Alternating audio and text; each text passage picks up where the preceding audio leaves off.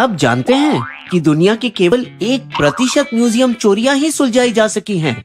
ये आंकड़ा था जिसे हैदराबाद पुलिस कमिश्नर अंजनी कुमार को सामना करना पड़ा जब 3 सितंबर 2018 के दिन उनका फोन एक चौंका देने वाली खबर से बजा। कॉल था प्रिंस मुकर्रम जाह का, लंदन से, हैदराबाद के आखिरी निजाम के पोते। कमिश्नर साहब आदाब। भाई देखिए, हमारे म्यूजियम में एक बहुत बड़ी चोरी हुई है। बड़ी मेहरबानी होगी अगर आप हमारे पुश्तों का सामान हमें लौटा सके। चोरी की गई 3 कीमती कलाकृतियां थी जिनका कुल दाम 50 करोड़ का था।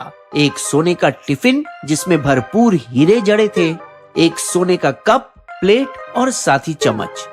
ये निजाम म्यूजियम में प्रदर्शित 500 कीमती वस्तुओं में से थी जो मीर उस्मान अली खान, हैदराबाद के राजा, आज के तेलंगाना के आखिरी निजाम की रियासत थी, जो उस जमाने में दुनिया के सबसे अमीर शख्स थे। कुल 230 बिलियन डॉलर की संपत्ति थी उनके पास, लगभग उतनी ही जितनी आज एलॉन मस्क के पास है। चोरी की खबर तेजी से फैली और टीवी चैनल पर तस्वीरें बार बार दिखाने से कमिश्नर अंजनी पर दबाव बढ़ने लगा। सौभाग्य से पुलिस तुरंत चोरों के घुसने के रास्ते का पता लगा लिया जब उन्हें म्यूजियम के छत पर एक वेंटिलेटर पर तीर का निशान मिला। ताज्जुब से तीर का निशान एकदम सीधा और साफ सुथरा था। ये किसी मिस्त्री की करामत लगती है। तो पुलिस हिस्ट्री शीटरों की लिस्ट बनाई जो कंस्ट्रक्शन साइट पर भी काम करने के आदी थे और पास के ऐसे स्थलों पर पूछताछ करने के लिए टीमें भेजी, मगर कोई सफलता नहीं मिली। दुर्भाग्य से म्यूजियम पुराने हैदराबाद के घने आबादी इलाके में स्थित था, जिसके चारों ओर अवैध इमारतें थी, इसीलिए चोर कहीं से भी आ सकते थे। म्यूजियम के चौकीदार भी टाल मटोल कर रहे थे, लेकिन लगातार पूछताछ के बाद पता चला कि सुरक्षा व्यवस्था में बड़ी चूक थी। पहले तो 5 चौकीदार जो होने चाहिए थे, उनमें से केवल 2 ही हाजिर थे और वो भी रात भर सोते रहते थे। कई जगह सीसीटीवी कैमरा खराब थे और कुछ गलत जगह पर फोकस किए हुए थे। हालांकि आसपास की इमारतों पर लगे सीसीटीवी की फुटेज में पुलिस एक नीली बजाज पल्सर पर 2 संदिग्ध लोगों को देखा और चमत्कार, उनमें से एक सेल फोन पर बात कर रहा था।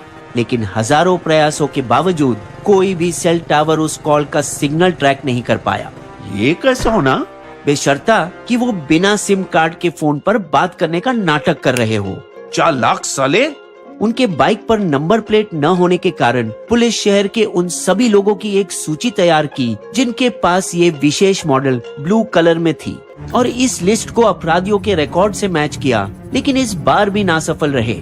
उनको क्या पता था कि 2 चोर, बादशाह और उसके साथी गुलाम, हैदराबाद से 115 किलोमीटर दूर जहीराबाद में एक गड्ढे के अंदर वो बाइक फेंक दी थी और शहर से भागकर मुंबई चले गए, जहां वो अपने गैर कानूनी करतूतों को हजारों करोड़ों में बेचने के सपने देखे। ढेर सारे पैसे मिलने की उम्मीद में हमारे दोनों हीरो 5 स्टार होटल में रुकने की जरूरत की। सोने के टिफिन में बिरयानी मंगवा कर खाई और सोने के कप में विस्की डालकर पी। खुद को निजाम समझते हुए, उस्ताद आज से आपका नाम शहंशाह बादशाह पाशा और तेरा नाम वजीर आलम गुलाम पाशा। चीयर्स। पूरे भौकाल से वो मुंबई के जवेरी बाजार के गली कूचियों में पहुंचे, जो शहर का सबसे पुराना गहनों का केंद्र है, और बड़े स्वैग से पहले दुकानदार को ऑफर दिया। ये सोने का डिब्बा कितने करोड़ में? डीलर ने डिब्बे की जांच की, फिर उनके हुलिये को देखकर हंसा। करोड़ बात कर रहा, 20 लाख मिलेगा। हर दुकान में लगभग यही कहानी दोहराई गई और जल्द ही उनके मुंबई से करोड़ों कमाने के ख्वाब फिसलने लगे और वो निराशा से भर गए। मुंबई तो धोखेबाज निकला उस्ताद। आखिरी बार जब उन्होंने एक लास्ट कोशिश की तो वो पकड़े जाने से बचे जब दुकानदार वस्तुओं को पहचान लिया।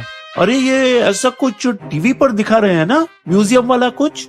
डर के मारे दोनों मुंबई छोड़कर हैदराबाद के लिए रवाना हो गए। यहाँ हम बेच नहीं पाएंगे, अरबी शेखों से सही दाम मिलेगा।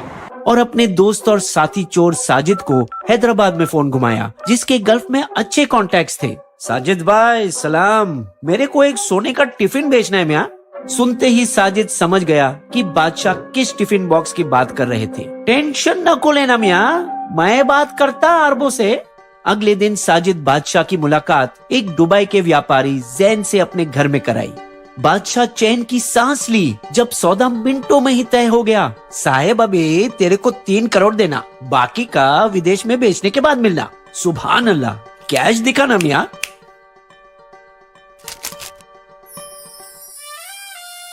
ये रहे जेवरात, सोने का टिफिन, सोने का कप, सॉसर और साथ की चम्मच।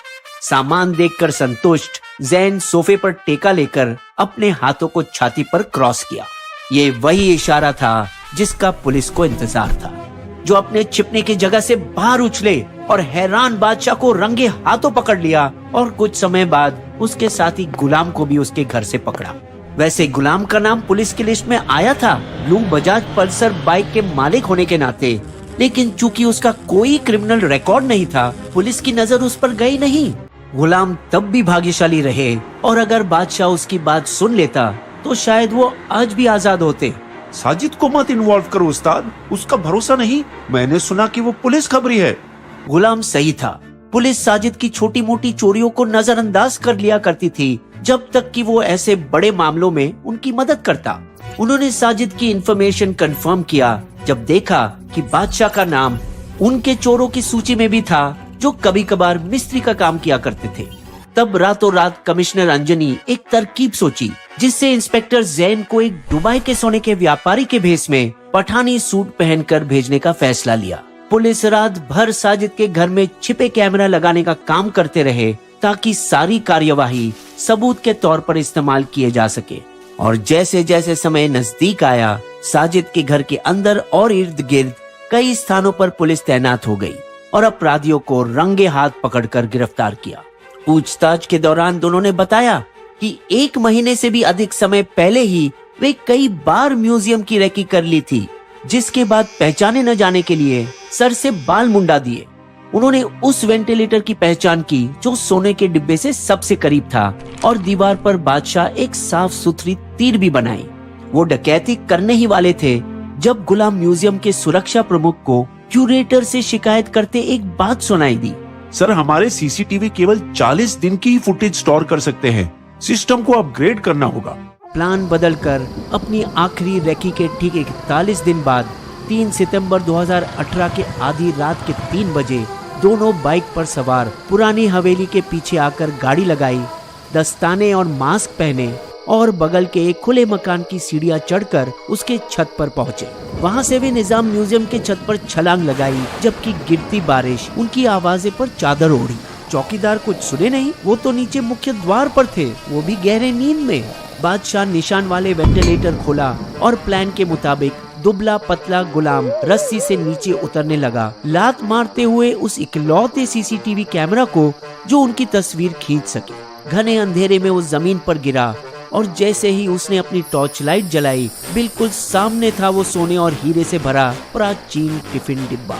कांच का केस ढीला था और कोई अलार्म सेंसर भी नहीं था। उसने सामान उठाया और तेजी से रस्सी पकड़कर ऊपर चढ़ गया। लेकिन उन्होंने ये जूते खाकर सीखा कि चोरी करना तो आसान था, मगर माल निपटाना और भी मुश्किल। ये सबक पेरिस के लूव्र म्यूजियम का एक मुलाजिम को भी पता चला जब 1911 में उन्होंने मोनालिसा पेंटिंग चुराई। 2 साल तक बेचने की कोशिश उसकी नाकाम रही और जब एक खरीदार मिला, उसने पुलिस को खबर कर दी और वो भी कुछ ऐसे ही तरीके से पकड़ा गया।